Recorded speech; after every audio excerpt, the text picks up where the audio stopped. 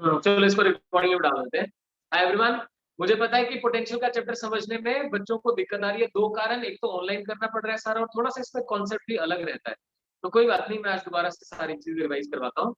और मैं एक बात कहना चाह रहा था, देखो आपकी तरफ से थोड़ा सा प्रेशर आया ना कि सर स्कूल एग्जाम्स में ये आने वाला है, इसलिए मुझे थोड़ा सा अपने आप को स्पीड अप भी करना पड़ा।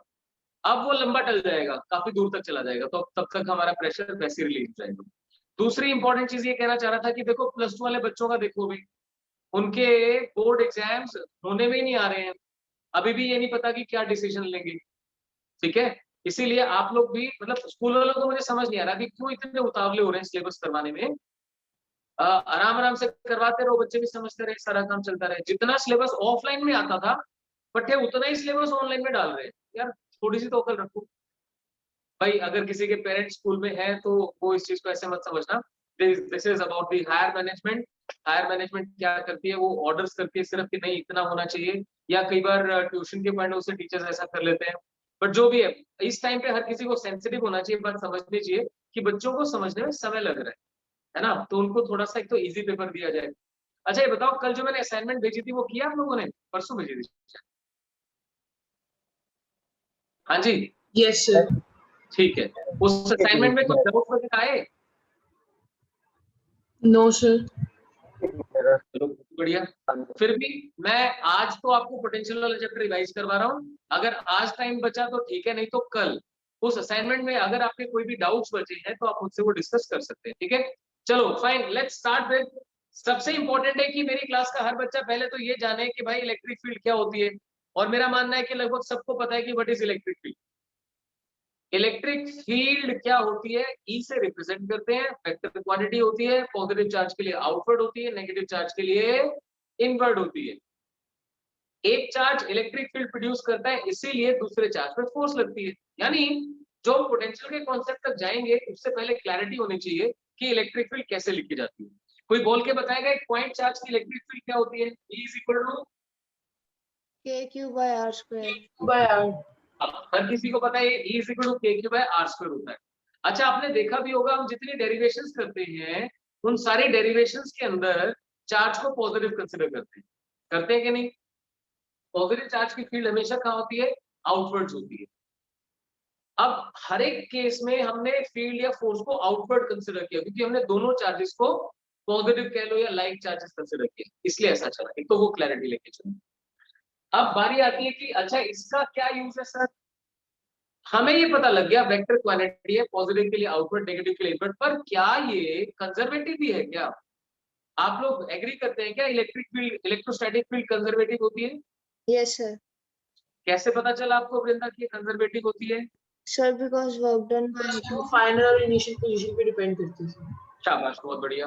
क्योंकि इसका वर्क डन फाइनल और इनिशियल पोजीशन पे ही डिपेंड करता है, वो पाथ के ऊपर डिपेंड करता ही नहीं है। ये बेसिक रीजन है इसका। ठीक है, अब वो प्रूव कैसे किया उसके लिए मुझे बताएं, कोई बताए जरा। सूर्य प्रताप भाई, 1/r² का इंटीग्रेशन क्या होता है? -1/r। हाँ, जिससे पूछू उसको बताने दिया कि करें प्लीज। तो 1/r² का इंटीग्रेशन होता है -1/r। That's fine. ये जानते हुए अब हम देखिए ध्यान से, एक चार्ज Q, दूसरा चार्ज Q0, उसे इस R सेपरेशन पे लेके आना है, R0 पे। ठीक है, इंटरमीडिएट स्टेज कंसीडर कर लेते हैं जहां पे डिस्टेंस कितना है, R। अब ये इंटरमीडिएट कंसीडर करना, DR कंसीडर करना, वृंदा, अवनी, कोई भी आप में से, पलाक्षी, कोई भी बताना चाहे बता सकता है। यार ये सब क्यों करना पड़ता है, RDR? कारण क्या है इसका? सर एक इंस्टेंट पे उसके देखना होता है हमें वो। नहीं वो तो ठीक है, वो तो हम कहते हैं एक इंस्टेंट पे वगैरह वगैरह, पर ये सब करने सर सिर्फ एक स्मॉल डिस्टेंस के लिए। ठीक है, बिल्कुल स्मॉल डिस्टेंस के लिए। भव्य गर्ग ने सही आंसर लिखा है, बिल्कुल, क्योंकि फोर्स वेरिएबल है। आप सब जानते हो कि हम इस चैप्टर में कर ही एक काम रहे हैं, work done work done work done, नहीं क्या? तो वर्क डन निकालना है और फोर्स की हेल्प से निकालना है। तो हर एक को ये समझ आनी चाहिए कि अगर फोर्स होती कांस्टेंट, कांस्टेंट फोर्स होती तो भाई वर्क डन सीधा फोर्स इनटू डिस्प्लेसमेंट से आ जाता। लेकिन ये फोर्स है वेरिएबल, और वेरिएबल फोर्स का जो वर्क डन आएगा वो कैसे आएगा? हाँ जी, इंटीग्रेशन से आएगा। इंटीग्रेशन से। इस बात को समझ के पढ़ो कि आज की क्लास आपके लिए एक रिवीजन क्लास है, राइट? तो उसे उसके सारे पॉइंट्स में कंट्रीब्यूशन भी डालो, कोई जल्दबाजी नहीं है हम लोगों को, ठीक है? अपनी are you there in the class? अपनी नहीं, चलिए सो समझे प्लीज इस बात को फिर से कि हम वर्क डन सॉल्व करना चाहते हैं और उसमें इंटीग्रेशन क्यों कर रहे हैं। देखो ये जो इंटरमीडिएट कंसीडर किया, डीआर किया, वो सब इसीलिए तो किया ताकि यहाँ पर एफ डॉट डीआर कर पाए, एफ डॉट डीआर कर पाएंगे तभी तो इंटीग्रेशन हो पाएगा। तो बच्चों ये जो इंटीग्रेशन करना था ये किस कारण से करना था? इतनी छोटी सी डिस्प्लेसमेंट के ऊपर आप फोर्स को कांस्टेंट मान सकते हो, वैसे ये फोर्स वेरिएबल है। तो इतनी बात समझिए, इलेक्ट्रिक फोर्स चार्ज के ऊपर जब कंसीडर की जाती है तो वो कांस्टेंट नहीं होती, वो कैसी होती है? वेरिएबल होती है। और वेरिएबल फोर्स की वजह से वर्क डन जब निकालेंगे तो पहले छोटे से डिस्प्लेसमेंट पे निकाला जाता है, फिर उसका इंटीग्रेशन किया जाता है। बताइए ये बातें समझ में आई कि नहीं आई? Yes sir. इसीलिए जितनी भी डेरिवेशन है सारी डेरिवेशन के अंदर आपने F dot d are integration solve किया। अब देखो फिर से, जैसे ही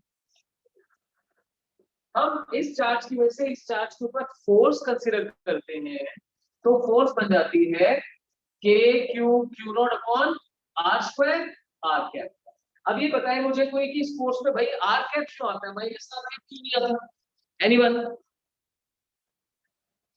बताइए बताइए, शाबाश।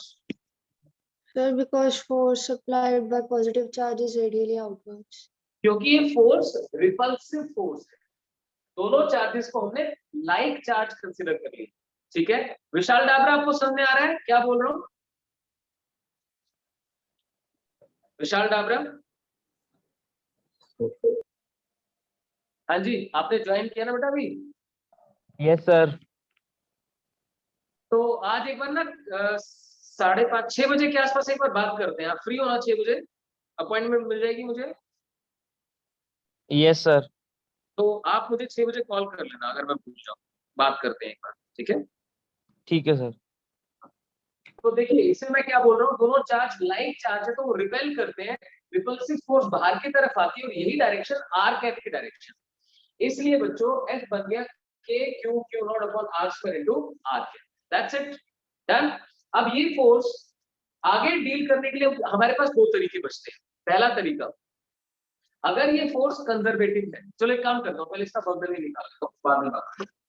वर्क डन के लिए क्या किया? dw is equal to f dot dr, यानी k q q naught upon r square dr, right? आज की क्लास में आपको ज्यादा समझ आना चाहिए क्योंकि आपको लिखने का प्रेशर नहीं है, आपके पास ऊपर सिर्फ अंडरस्टैंड करने की रिस्पांसिबिलिटी है। ये हो गया, टोटल वर्क डन निकालेंगे तो क्या करेंगे भाई? इसका इंटीग्रेशन करेंगे। जब इंटीग्रेशन करोगे तो k क्यू क्यू नॉट का एवरेज रह जाएगा। 1 अपॉन r स्क्वायर का इंटीग्रेशन कितना होता है भाई? -1/r। हाँ, और ये इंटीग्रेशन हम करेंगे कहां से? इंफिनिटी से करेंगे, इंफिनिटी से इस पोजीशन तक जिसका डिस्टेंस को मैंने लिख दिया r0, ठीक है? और इसका जब ओपन अप करेंगे तो क्या आ जाएगा? k q q naught upon r0 आ जाएगा। मानते हो? ठीक है ना? k q q naught upon r0 आ गया। तो बच्चों इसमें आप कहां से लेके आए? इंफिनिटी से। यार ये क्या बात हुई, इंफिनिटी क्यों कंसीडर किया?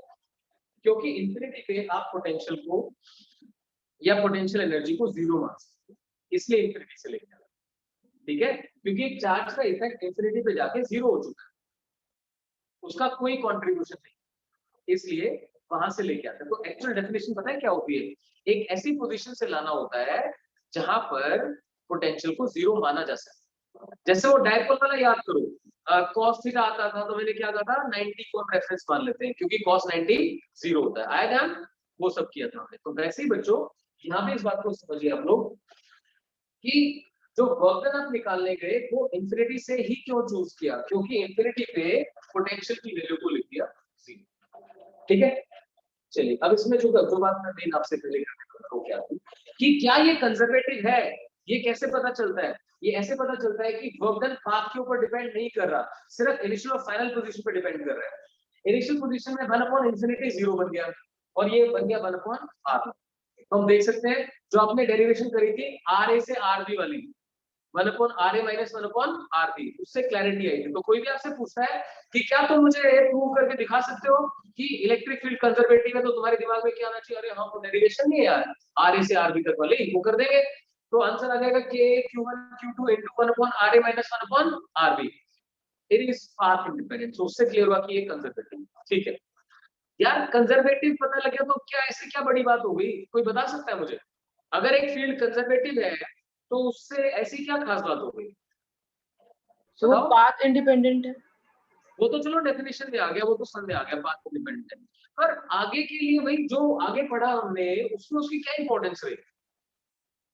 सर क्लोज पाथ के लिए वर्क डन 0 है। नहीं, वो भी हमने एक छोटा सा पार्ट किया, मान लिया वो भी।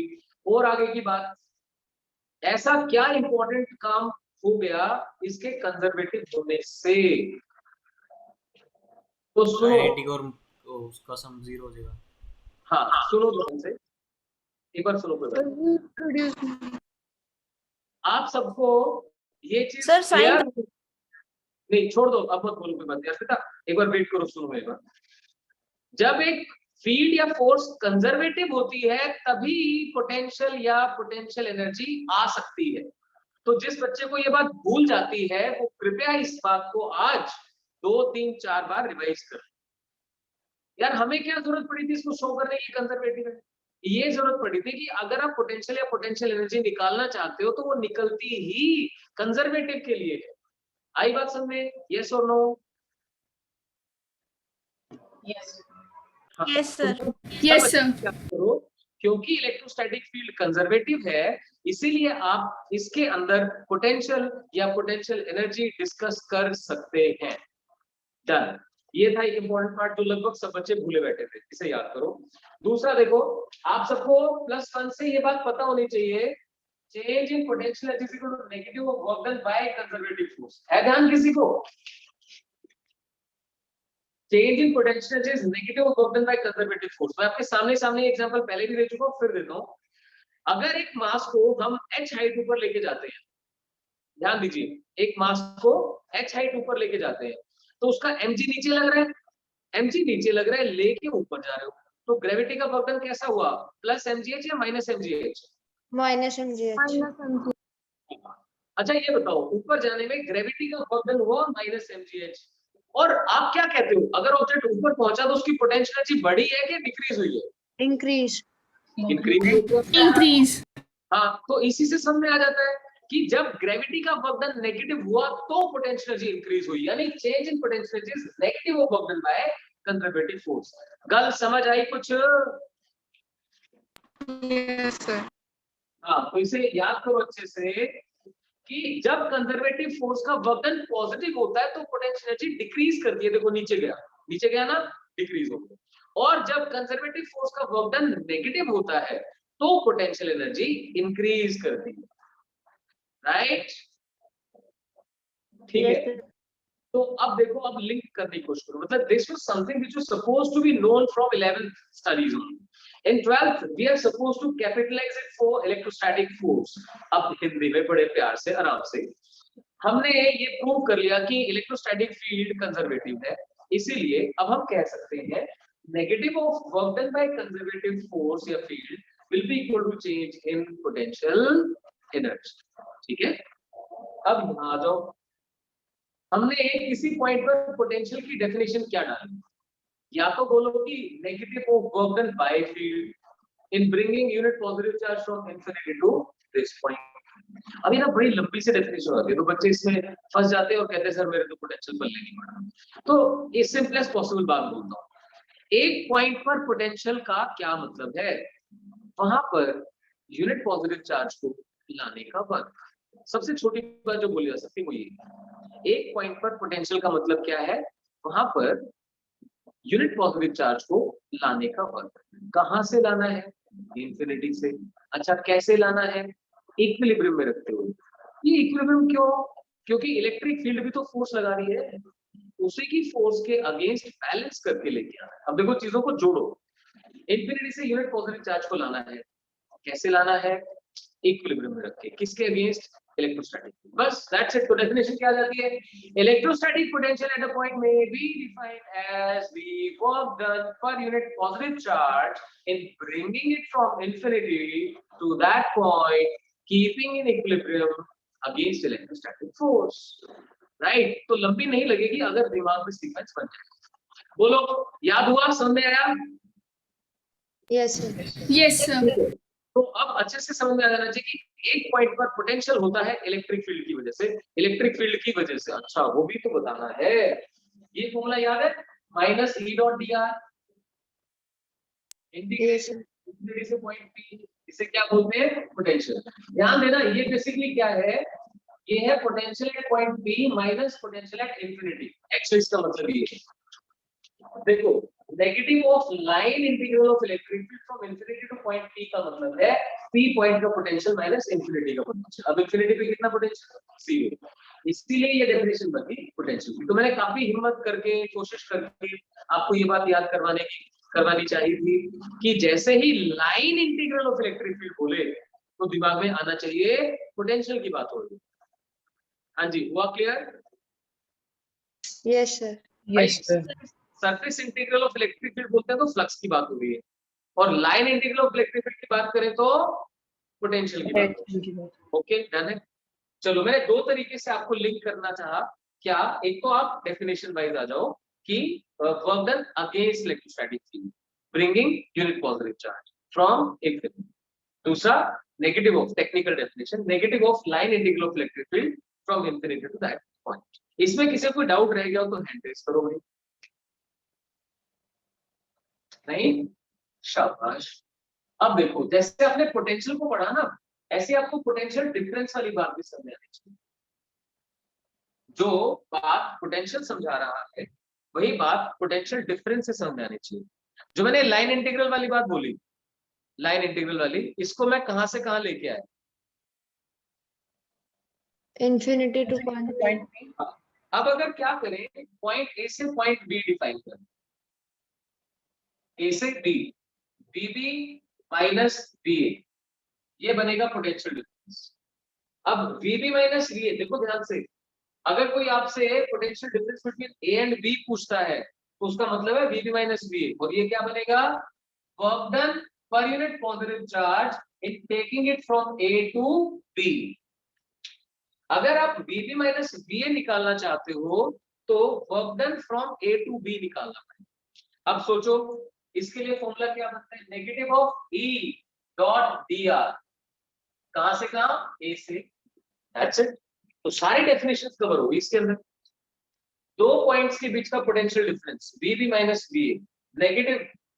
अब ये जो मैंने लिखा ना, this is work done by external agency. जब भी ऐसे लिखा जाए, वर्क डन बाय फील्ड बोलूंगा तो मुझे नेगेटिव साइन डालना पड़ेगा, जो मैंने यहाँ पे डाल के दिखा दिया। तो याद रखिए, ये मैंने क्या लिखा है? Work done against field. So minus of E dot d r from A to B. बताएं, क्लियर हुआ?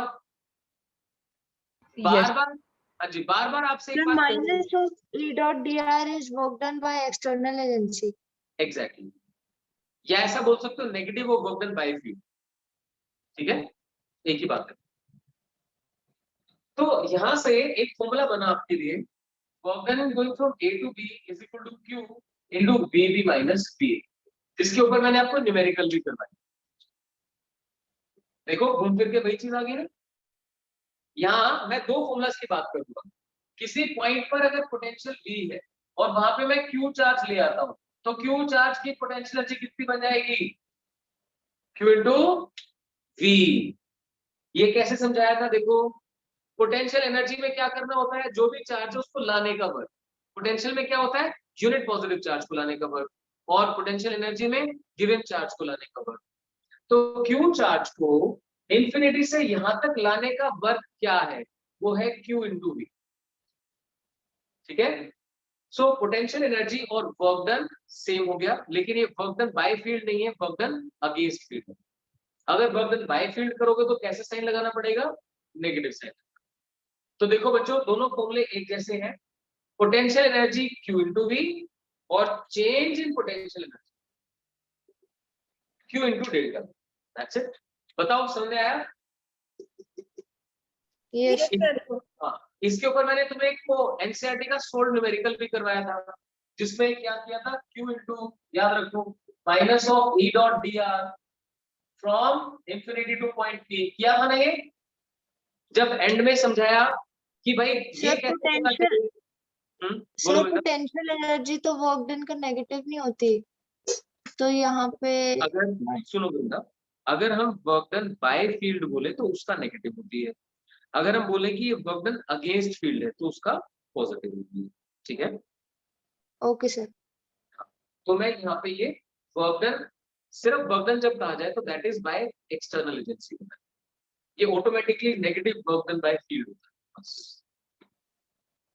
तो देखो मैंने आपको यहाँ फिर से कुछ चीजें लिखी फ्रेम में, उन्हें समझे। पोटेंशियल डिफरेंस निकालने का तरीका, final potential minus initial potential, वहां पे वर्क डन चार्ज को, जैसे मैं आपको एग्जांपल भी याद दिलवाता हूँ, एक चार्ज यहाँ रखा हुआ है, दूसरे चार्ज को यहाँ से यहाँ, फिर यहाँ से यहाँ लेके जाना, ऐसा था ना, ए पॉइंट से बी। तो क्या बताया गया ऐसे में, क्योंकि इलेक्ट्रिक फील्ड के अंदर ये वर्क हो रहा है जो कि कंजर्वेटिव है, इसीलिए work done path independent, work done path independent, यानी कि VB minus VA becomes the potential difference, और उसे चार्ज से मल्टीप्लाई कर दो, charge multiplied by VB minus V। तो देख लो, charge multiplied by VB minus VA। अब वृंदा फिर सुनना, जब भी कहा जाए calculate work done, that is work done against electric field, right. अगर कहा जाए work done by field, work done by field, तो वो इसका नेगेटिव होगा, उसमें initial potential minus final potential आएगा। सर तो जो ये वर्क डन आएगा इसमें 1/r initial minus 1/r final का फैक्टर आएगा। नहीं, ये है एक्सटर्नल एजेंसी का। आप फिर सुनो, आपसे ऐसे पूछता हूँ, आपके हिसाब से कौन सा वर्क है, वर्क डन बाय फील्ड या work done by external agency? Against field. हाँ, अगेंस्ट फील्ड मतलब एक्सटर्नल एजेंसी, इसमें हमेशा फाइनल माइनस इनिशियल आता है। तो 1/r फाइनल माइनस, यहाँ से देखो ना, 1/rb माइनस 1/r a जाएगा। क्लियर? Okay sir. अगर कोई कहता वर्क डन बाय फील्ड निकालो, तो 1/r initial minus 1/r final, ठीक है बच्चों।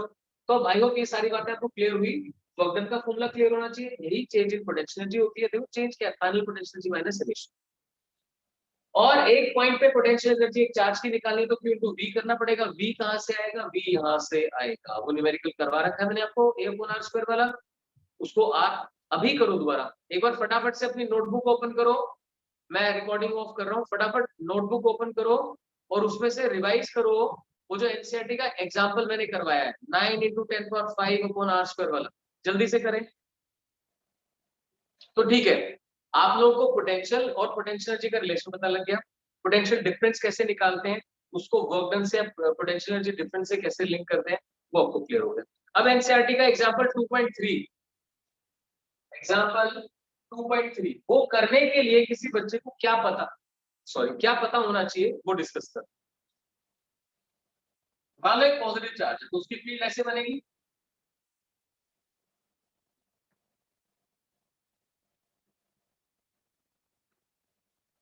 ये बनेगी फील्ड। इस फील्ड के अंदर आप यहाँ पे सपोज A शो कर देते हो और यहाँ पर B शो कर, ये चार्ज है Q,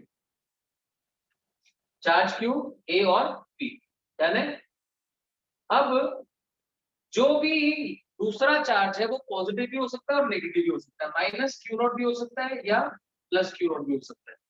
नॉर्मली आपसे पूछा जाता है कि इस चार्ज को B से A ले जाने का वर्क या इस चार्ज को A से D लाने का वर्क, ये वर्क पॉजिटिव होगा या नेगेटिव होगा, इस टाइप के क्वेश्चन, ठीक है। तो देखो, आप वर्क को पोटेंशियल डिफरेंस से लिंक करते हो ना, आप हमेशा कहते हो अगर वर्क डन A से B का निकालना है तो जिस चार्ज को लेके जाना है, मैं भी Q0 लिख देता हूँ प्लस माइनस Q, ठीक है, जिस चार्ज को लेके जाना है into final potential minus initial potential, आपको इस फॉर्मूला से स्टिक करना और कुछ भी नहीं। आया समझे? Work done in going from A to B is plus minus Q0 B final minus Q initial. हाँ, अगर बाय चांस कहीं पे स्पेसिफिकली लिख दिया, सभी ध्यान से सुनना वृंदा, खास तौर पे अगर ये कह दिया कि वर्क डन बाय फील्ड निकालना है तो V initial minus V final आ जाए। क्लियर हुआ ठीक से? तो हमारी सारी की सारी चीज इस बात पे डिपेंड करती है कि मैं देख पाऊं कि VA VB से ज्यादा है या कम है। तो VA ग्रेटर देन VB अगर ये चार्ज पॉजिटिव है, और VA लेस देन VB अगर ये चार्ज नेगेटिव है। ये कैसे पता लगता है? याद करो, आप सबने किया था, पोटेंशियल का फॉर्मूला होता है KQ/R। आपसे पूछा था भाई चार्ज के पास जाएंगे तो पोटेंशियल इंक्रीज करेगा डिक्रीज करेगा। तो नमन याद है, नमन धनखड़ याद है आप लोगों ने क्या किया था? पहले बोला था सर इंक्रीज करेगा, फिर मैंने स्पेसिफिकली बताया था कि भाई ये भी तो देखो ये चार्ज पॉजिटिव है कि नेगेटिव है। तो फिर अल्टीमेटली आप लोगों को ये बात समझ में आई। It depends. हाँ बिल्कुल सही कह रहे हैं। तो फिर हमें एक बात समझ में आई थी कि अगर ये चार्ज पॉजिटिव है तो इसके पास जाने से पोटेंशियल इंक्रीज करेगा, ठीक है। और अगर ये चार्ज नेगेटिव है तो इसके पास जाने से पोटेंशियल डिक्रीज करेगा। आप में से किसी का माइक ऑन है? बात हाँ वो ऑफ कर ले प्लीज। अध्ययन समझ में आ रहा है? अध्ययन चलो ठीक है। देखते हैं, अगर ये चार्ज पॉजिटिव है तो इसके पास जाने से पोटेंशियल इंक्रीज करेगा, अगर ये नेगेटिव है तो इसके पास जाने से पोटेंशियल डिक्रीज करेगा। तो हमने सिर्फ इतना आइडेंटिफाई करना था ए और बी में से कौन सा पॉइंट इसके पास है। तो भाई A as compare to B Q के पास है। तो बस क्लियर हो गया, ए का पोटेंशियल बी के पोटेंशियल से ज्यादा है। VA is greater than VB, ये क्लियर हो गया। डन है? VA greater than VB। अब सोचो, हमें अगर पॉजिटिव चार्ज को लेके जाना हो यहां से यहां, तो V फाइनल A है ना, देखो B से A ले जाने में ये V फाइनल V इनिशियल से हो गया ज्यादा, तो ये पार्ट हो गया पॉजिटिव। अगर पॉजिटिव चार्ज को लेके जाओगे तो आंसर पॉजिटिव आएगा, नेगेटिव चार्ज को लेके जाओगे तो आंसर नेगेटिव हो जाएगा बस।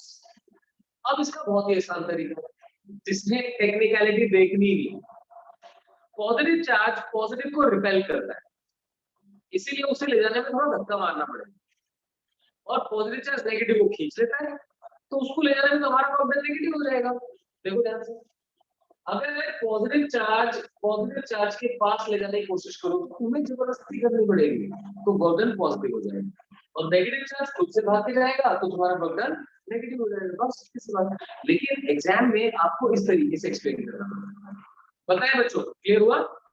तो अब मैं सभी को रिकमेंड कर रहा हूँ, आप सबको 2.3 एग्जांपल 2.3 करना है आज। जिसका डाउट रह जाए वो कल मुझसे दोबारा पूछ लेना, ठीक है।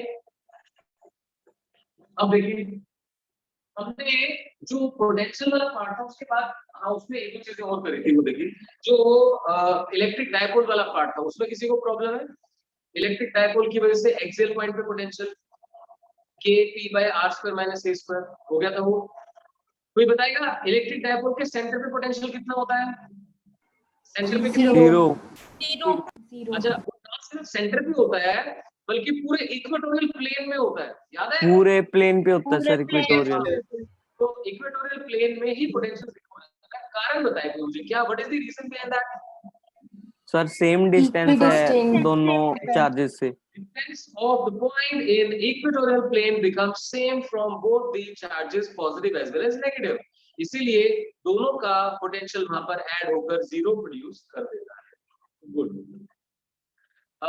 इसके बाद भाई वो रिंग वाला क्वेश्चन करवाया था, रिंग के सेंटर पे, वो समझ के लिए बहुत अच्छा क्वेश्चन है वो, कि जैसे ये रिंग बनाया, इसके ऊपर यूनिफॉर्मली हमने प्लस क्यू चार्ज को डिस्ट्रीब्यूट कर दिया। अब ये सेंटर है O, रेडियस है R, है ना, यहाँ पे पोटेंशियल निकालना है। तो उसमें मैंने साथ साथ ना इलेक्ट्रिक फील्ड के बारे में डिस्कशन किया था, ताकि कोई किसी को प्रॉब्लम रह ना जाए। देखो, इसकी इलेक्ट्रिक फील्ड इधर आ गई, इसकी इलेक्ट्रिक फील्ड ऊपर चली गई, इसकी इलेक्ट्रिक फील्ड इधर आ गई, इसकी इलेक्ट्रिक फील्ड इधर आ गई। तो अगर मैं सेंटर पे इलेक्ट्रिक फील्ड फाइंड करने जाऊँ तो कितनी आएगी? जीरो। कारण इलेक्ट्रिक फील्ड का वेक्टर क्वांटिटी, और उसकी होती है डायरेक्शन, तो डायरेक्शन से डायरेक्शन कैंसिल होती चलेगी। लेकिन पोटेंशियल कैसी क्वांटिटी है, वेक्टर या स्केलर? बताइए शाबाश। Scalar. अच्छा बताओ कैसे पता चला? As it only depends upon initial and final point. ना ये No तो direction. कोई बच्चा बता सकता है भाई? मेरे कहने से मान लिया तुमने कि पोटेंशियल स्केलर है, या तुम्हें कुछ ज्ञान हुआ पोटेंशियल क्यों स्केलर है? कोई बताए पूरी क्लास में से? हाँ जी, बहुत लोगों की आवाज सुने बहुत दिन हो गए, कुछ बोला करो यार। अदिति, अंशिका, अनुष्का, अर्पिता। अर्पिता देख अब तू कम कंट्रीब्यूट कर रही है भाई, अच्छी बात नहीं है ये। गतिक आज शांत बैठा है यार तू। हरप्रीत जी की हालचाल ने देखो, मैं पूरा पूरा पार्ट रिवाइज कराता तुसी क्या यस करके, तब हम कुछ ना बोलो नाले नाले। लक्ष्य भाई, पलाक्षी, प्रिया, Tanisha, where are you dear? I want more participation from your side. हाँ जी बोलो, शाबाश। आपको ये कौन सी चीज है जो आपको ऐसा 100% क्लियर कर रही है कि पोटेंशियल पक्का एक स्केलर क्वांटिटी है? कोई भी बता दो। और जब मैं करूंगा ना कहोगे अरे ये तो सर पता था हमें, देखना। अच्छा ये बताओ, वर्क डन स्केलर है कि वेक्टर है? वेक्टर। स्केलर है। स्केलर है। वर्क डन स्केलर है। वर्क डन होता है F dot S, dot product से जो भी मिलेगा वो स्केलर होगा। यहां से सुनना, अब हर कोई कृपया अपने ज्ञान चक्षु खोलकर सब कुछ सुने। क्रॉस प्रोडक्ट का रिजल्ट वेक्टर होता है, डॉट प्रोडक्ट का रिजल्ट स्केलर होता है। बच्चों जब वर्क निकालते हो तो हमेशा डॉट प्रोडक्ट करते हो, यार work is a scalar quantity. और पोटेंशियल के बारे में बार बार क्या बोल रहा हूँ, वर्क डन इन bringing unit positive charge. Potential energy क्या है, work done in bringing Q charge. तो यार हर बार तो वर्क डन की बात चल रही, तो आपको बस इतनी सी बात बतानी थी मुझे, सर वर्क डन से निकल रहा है और work done is a scalar quantity. अब बताओ आया समझ? हेलो हाँ जी Preeti ji, work done scalar quantity होती है तो आपको पता है, पक्का पता है, मुझे भी इस बात की समझ है। लेकिन जब पोटेंशियल बोल रहे हैं तो लिंक क्यों नहीं कर रहे होगे? Sir potential is work done per unit charge, so work done is a scalar quantity, that's why potential is also a scalar quantity. ठीक है, याद करें इसे। चलो पोटेंशियल स्केलर है, ये बात हमें पक्का समझ में आ गई, फिर हफ्ते बाद फिर पूछूंगा। तो स्केलर की कोई डायरेक्शन नहीं होती, तो जितना इस चार्ज ने कंट्रीब्यूट किया उतना इसने भी कर दिया, सब करते चले गए, तो सबका कंट्रीब्यूशन डायरेक्टली ऐड हो गया। तो क्योंकि सारा चार्ज यहां से r डिस्टेंस पे पड़ा हुआ है, तो पोटेंशियल का फॉर्मूला आ गया kq/r। आई बात समझ में? तो एक रिंग के सेंटर पे पोटेंशियल निकाला तो आंसर है kq/r। विशाल डाबरा भाई तेरे समझ में आ रहा है या आज भी लगा के चला गया? विशाल भाई मैं बहुत ज्यादा तो कितना किसी को बोलूंगा, देखो आप रिस्पॉन्ड करोगे साथ साथ तो मैं और ध्यान रखूंगा आपका, नहीं करोगे तो छोड़ना पड़ेगा। देखो V is equal to kq/r, सारा चार्ज यहाँ से r डिस्टेंस पे पड़ा हुआ है, इसीलिए पोटेंशियल बन गया kq/r। वो भी क्लियर है। चलिए आगे बात करते हैं। अब हमने रिंग की एक्सिस पे किया था, याद करो रिंग की एक्सिस पे समझाया आपको, जिसको ये वाली बात समझ आई वो वहां अप्लाई कर पाया। It was very good to see कि आप में से कुछ लोगों ने उसका आंसर भी बताया। तो ये क्लियर हुआ कि एक्सिस में जो पॉइंट है वो यहाँ से कितनी दूर है ये निकाल लिया, √r² + r²। ध्यान है आपको? उसके बेसिस पे आपने आंसर किया था kq/√r² + r²। बना के दिखाता हूँ आपको। This was small r and this was capital R। ये डिस्टेंस बन गया था √r² + r²। तो आपका आंसर आ गया kq/√r² + r²। ये था। ऐसे ही फिर आपको मैंने शेल का ज्ञान दिया कि अगर शेल है तो भाई उसमें अंदर इलेक्ट्रिक फील्ड है 0, है ना? हाँ बिल्कुल ठीक है गतिक, शाबाश। अब देखना जरा, शेल के अंदर इलेक्ट्रिक फील्ड होती है 0 और पोटेंशियल निकलता है वर्क से, और वर्क तो वही होगा जहां पे इलेक्ट्रिक फील्ड होगी। तो आपसे मैं एक कॉन्सेप्चुअल क्वेश्चन डिस्कस कर रहा हूं, उसे समझिए। क्यों ऐसा कहते हैं कि शेल के अंदर पोटेंशियल चेंज नहीं होगा? पोटेंशियल तब तो चेंज होगा भाई जब वर्क होगा, और वर्क किसके Sir, no extra work is done. Very good, excellent Palashi. So no Palashi, There is no electric field inside. Yeah, as there is no electric field, so no extra work is done. Whatever work was done to surface, वही अंदर consider करना पड़ता है। So that's just kq/r. And I hope everyone is aware that for outside points it behaves as if whole of the charge lies at center. Yes. ऐसा समझना ध्यान से, ऐसा तब वैलिड है जब वो चार्ज यूनिफॉर्मली डिस्ट्रीब्यूटेड हो। पता लगे कुछ यहाँ रख दिया कुछ यहाँ रख दिया, फिर नहीं कर सकते, यूनिफॉर्म डिस्ट्रीब्यूशन होना चाहिए। ठीक है बच्चों, अब बताओ किसी को थोड़ी बहुत हेल्प मिली, जो चीजें समझ नहीं आई थी, किसी की क्लियर हुई तो हैंड रेज करो। अगर किसी की कुछ चीजें आज की क्लास से क्लियर हुई है तो हैंड रेज करो, शाबाश, बहुत बढ़िया बहुत बढ़िया, ठीक है, वेरी गुड एक्सीलेंट। कोई और चीज स्पेसिफिकली आप पूछना चाहें तो आप कह सकते हैं। we can usually have one of our classes as this kind of class, ठीक है, चलो बहुत बढ़िया। तो पोटेंशियल हो गया भाई, पोटेंशियल जो एक वो बड़ा इंपॉर्टेंट कॉन्सेप्ट था कि भाई अगर 3 चार्जेस रखे हैं तो पोटेंशियल एनर्जी कैसे निकलेगी, है ना। तो उसमें भी बच्चों को डाउट रहता है, मुझे पता है कि जैसे 2 माइक्रोकूलम आ गया, -1 माइक्रोकूलम आ गया, 4 माइक्रोकूलम आ गया और साइड हो गई 10 सेंटीमीटर, है ना। मान लो इक्विलैटरल ट्रायंगल है, ठीक है। कभी आप कुछ पूछना चाहते हैं, हैंड रेज है आपका। जैसे क्वेश्चन आ गया तो दो तरह से पूछा जा सकता है, 2 माइक्रोकूलम, -1 माइक्रोकूलम एंड 4 माइक्रोकूलम। इस सिस्टम की इलेक्ट्रोस्टैटिक पोटेंशियल एनर्जी निकालो, ये भी कहा जा सकता है। और ऐसे भी आ सकता है, calculate work done in assembling these charges, calculate work done in assembling these charges, in charges को यहाँ ऐसे इकट्ठा करने का वर्क निकालो, या simply calculate potential energy of the system. तो बात तो एक ही है। तो इसमें मैंने आपको क्या समझाया, जो पहला चार्ज है, मान लो ये पहला चार्ज, ये ऐसा नहीं कि तीनों को एक साथ लाना है, एक एक करके लाना है। तो जब ये आया उस समय कोई नहीं था, तो क्या चीज जीरो थी, बोले शाबाश, क्या चीज जीरो थी, पोटेंशियल। क्यों? क्योंकि इलेक्ट्रिक फील्ड जीरो। अगर कोई भी चार्ज नहीं था तो कोई इलेक्ट्रिक फील्ड नहीं थी, अगर इलेक्ट्रिक फील्ड नहीं है तो वर्क डन भी जीरो हो गया, बस ये कहा, ठीक है।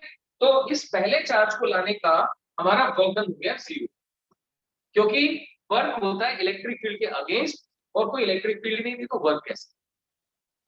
अब इसकी बारी आई, इस पॉइंट को भी बोल दिया हमने, अभी तक ये नहीं आया, सिर्फ ये आया। तो भाई इसे लाने में कंट्रीब्यूशन किसका रहेगा, 2 माइक्रोकूलम की इलेक्ट्रिक फील्ड, Q1. बिल्कुल। तो आप क्या बोलेंगे, इसको लाने का जो वर्क होगा वो आ जाएगा -1 माइक्रोकूलम इनटू बी पॉइंट पे पोटेंशियल। अब पोटेंशियल किसका, इसका, वो बन जाएगा KQ बाय R। R कितना है, 10 सेंटीमीटर, तो 10 का माइनस। देखो ध्यान से, हुआ ना क्लियर। एक एक करके इन चार्जेस को ला रहे हैं। इसको लाने का वर्क जीरो, क्योंकि इलेक्ट्रिक फील्ड ही नहीं थी तब तक। इसको लाने का वर्क ये, क्योंकि अब 2 आ चुका, ठीक है,